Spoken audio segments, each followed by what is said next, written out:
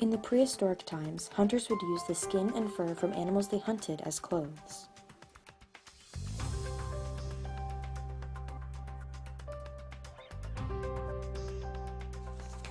In the Middle Ages, peasants made the cloth and materials.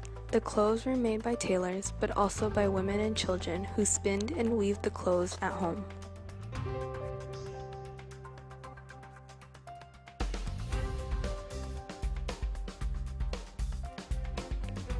In the modern times, machines were developing. For example, William Lee invented the first knitting machine, and James Hargreaves invented the spinning jenny.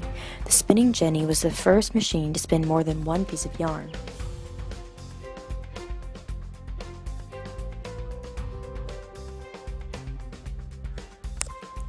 During the Industrial Revolution, clothes were not being made by spinning and weaving from home, but instead in factories and mills. Between 1970 and 1980, large textile mills and factories were popping up in China and other developing countries. The U.S. saw this as an opportunity for cheap labor and raw materials. In 1980, 70% of the clothing Americans bought were still made domestically, but well-known retail chains like Gap and JCPenney began to outsource production to factories overseas. This was due to the fact that in overseas factories, work was done at a very small cost, smaller than the cost of an American factory. At the same time, other companies began to develop vast global supply chains that enabled them to divide up each step of the production process for the cheapest, most efficient services.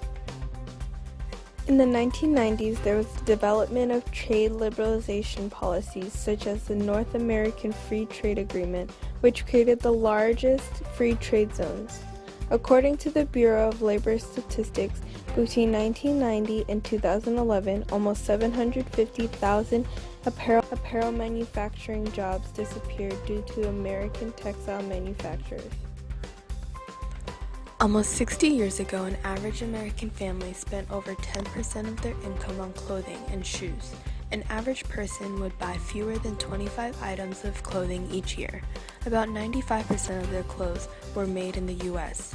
Today, an average American family spends less than 3.5% of their budget on clothing and shoes, but we buy nearly 20 billion items of clothing a year.